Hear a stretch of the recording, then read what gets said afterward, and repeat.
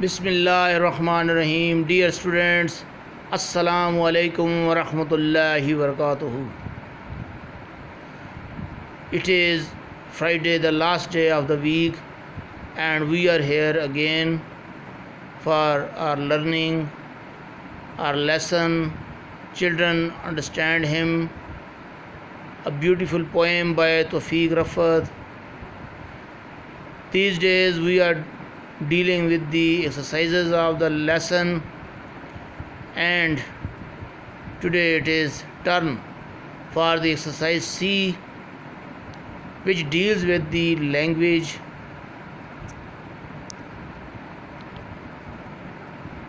This lesson is for all sections of grade 8, and the activity has already been explained. It is about learning a language, learning about language. The book is Oxford Modern English 8. Date is very much clear, 17th July 2020, and day has already been mentioned, Friday. Your teacher Sayyid Mubashshir Hussain Shah is here for you. Dear students, today the main objectives of the lesson are to enable you to differentiate between may and might, to know how to use may or might in language, to enable you to define an adjective clause, to enable you to combine two different sentences using an adjective clause. This section of exercise is subdivided in two segments. So today we will have two aspects of language in this exercise, and we will take them one by them. These aspects are: the first thing is to learn how to use may and might in language.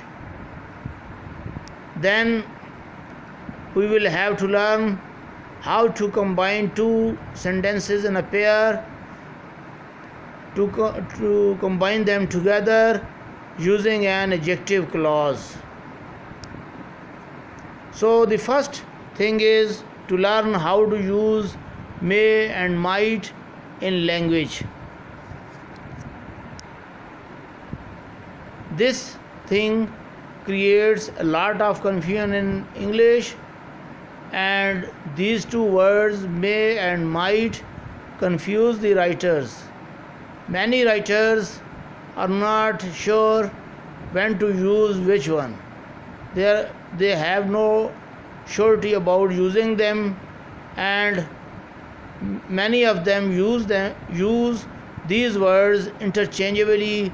They think they can use either of the words, especially in speech.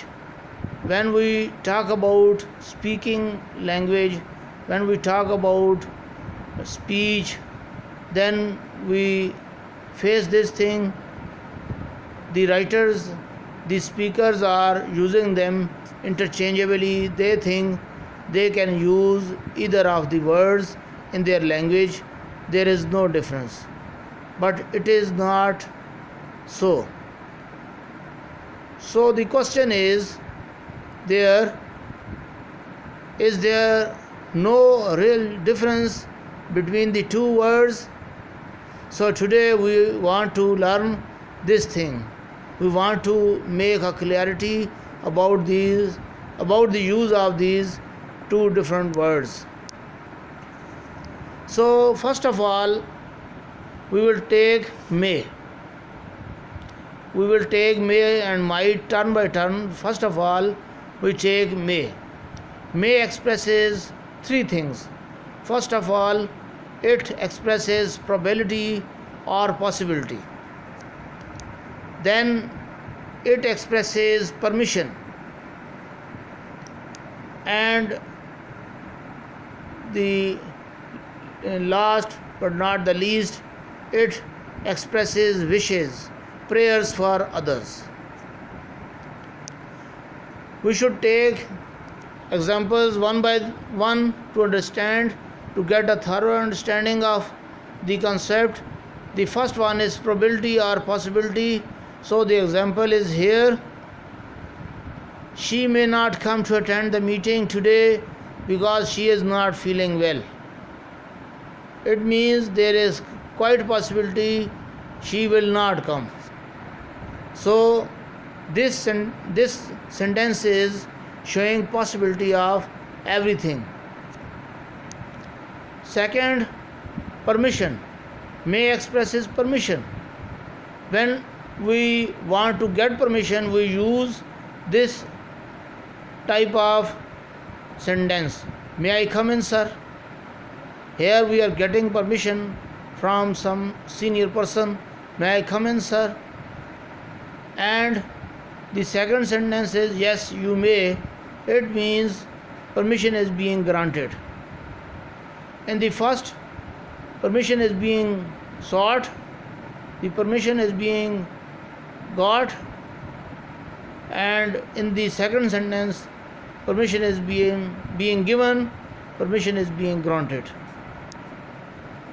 Next, may expresses wishes for others. May you be prosperous. It means somebody is praying the other person and praying for his prosperity. May you be prosperous. And in the second sentence, may Allah bless you. It also means somebody is praying for some person. Now we will move towards the other word, might. Might also expresses three kinds of things. It has three functions. The first function is in front of you. It has a weak possibility. Then might is used to express a polite suggestion. Then might is used as the past tense of may. Now we will have different examples to deal with.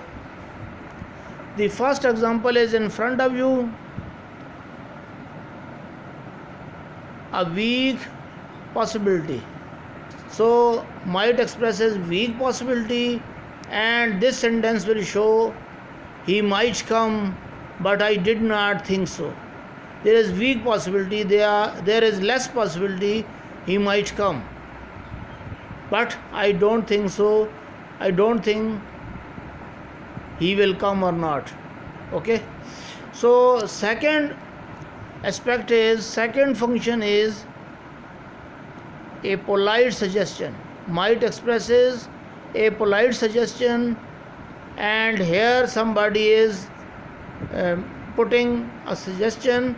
You can see in this sentence, might we play for a few minutes more? It means let us play for a few minutes more. The last function of might is here, but it is not the least. There can be some more expressions, but the most important are being discussed here. The past tense of may is might. So in this sentence you can see she asked her friend if he might go to see him. Here in the reporting speech we see the past tense asked. The word asked, the reporting verb asked is giving past tense. So we will use might instead of may in the reported speech. So there were two things, and the first thing was to tell you how to use may and might in language. I think my discussion would have helped you to understand both of these two words. Now you are expected to do exercise C1 given in your book at page 62, and you can see here you have been asked to fill in the blanks. You will use either may or might according to the situation, and in the next lesson I would give you the solution. So the next learning of the day is to understand how to combine two sentences. Here we have concern with this aspect, as we want to learn how to combine two sentences together using an adjective clause. So in the lines below we will discuss this major aspect of language. So first of all, we will have to understand a few terms. The first term is what is a clause. So we can answer in this way: a clause is a group of words which has its own subject and predicate to give a sense. It is a group of words, it is not a single word, it is a group of words, but it has its own finite verb, it has its own predicate and agreeing with the subject. It also gives some sense. So after understanding what is a clause, we can define an adjective clause in these words. An adjective clause is a clause which describes a noun in the main clause. So an adjective clause is also a group of words. It has its own subject and predicate, and the predicate is agreeing with the subject. But we need to know this thing: this clause is describing a noun in the main clause, and it is keeping its relation with the main clause. Usually it starts with a relative pronoun, that is which, that, who, whose or whom. These are the relative pronouns, and these are used in the adjective clause, and usually it starts with these words. Now you can see different examples. The first example is in front of you. He is the man. It is the main clause who won the first prize, and it is the subordinate clause, and this subordinate clause is also an adjective clause, because here we see it starts with the word who, and who is a relative pronoun, and it is relating this clause to the main clause and to the noun given man. The noun given man is there, you can see, and who is relating it with that noun. So here you can find who won the first prize is an adjective clause. The next example is in front of you. It is my brother whose pencil I am using. It is my brother is the main clause, you can see, and in red underlined situation, whose pencil I am using is the subordinate clause, and this subordinate clause is basically an adjective clause. It is starting with the word whose, a relative pronoun which is relating it to the main clause, and a noun is there. Brother is a noun, and the word whose relative pronoun is relating it with that noun, that is brother. Now we should move towards the third Example, it is the cat that ate a fat rat. How interesting this example is. Here you see it is the cat. It is the main clause, and that ate a fat rat, it is the subordinate clause. Here you find that is relating with the main clause, and a noun cat is there. It is that the word that is relating itself to the word cat.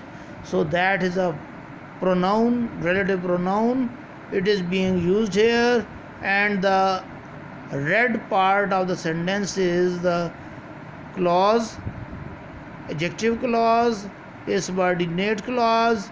It has its own subject predicate relation and agreeing with the subject.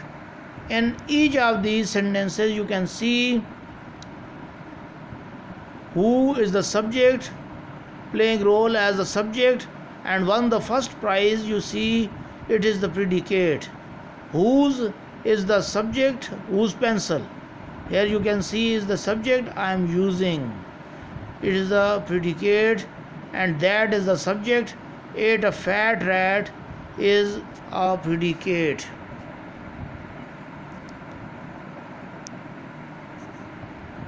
Now we should move towards all underlined clauses are adjective clauses, and I hope now you will be able to understand.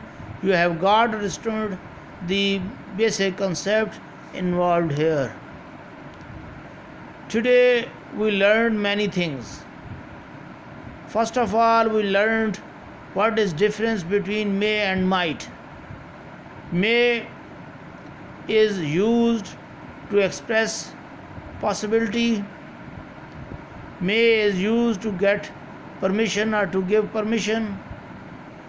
May is used to say, to express some prayer, some wish. On the other hand, might is used for weak possibility. It suggests some proposal, and it is used as the past tense of may. Then we have learned also how shall we use may or might in language. The examples given in the lesson will show you how to use them. Then the second aspect of the lesson is to learn what is a clause. Then we want to learn basically what is an adjective clause. So before that we need to know what is an adjective. Adjective is a word which explains a noun. So adjective clause is a clause which explains a noun. Then we learned what is a relative pronoun. A pronoun is a word which is used instead of a noun. So relative pronoun is also a word which is used instead of a noun, but it relates with the main clause. It relates with a noun given in the main clause. So what role does a relative play in combining two sentences?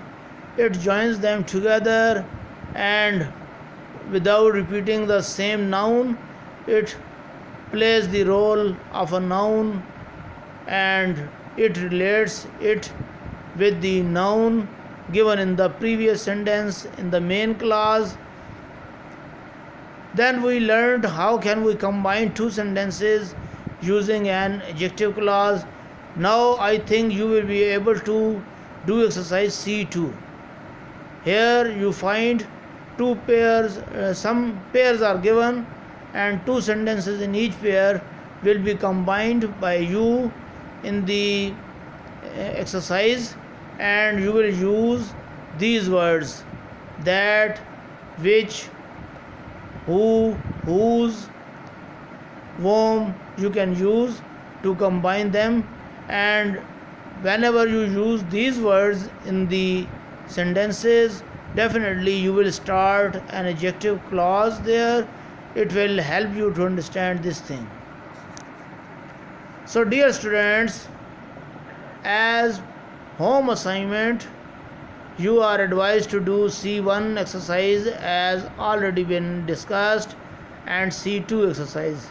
C1 exercise is based on fill in the blanks with the help of may or might, just choosing the situation, and C2 exercise is about joining two different words, and you need to do these exercises in your notebook, and these exercises are just given at page 62 of your book Oxford Modern English 8.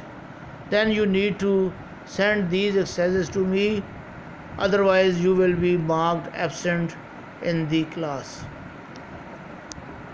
Thank you very much. You are welcomed. You are welcome to give your comments, and you are welcome to subscribe. Whenever you subscribe, you will be the first person to know about the new uploads, and inshallah you will learn many things. And anything else you want to ask, you can comment in the comment section, and you can share it freely with your friends. Thank you very much.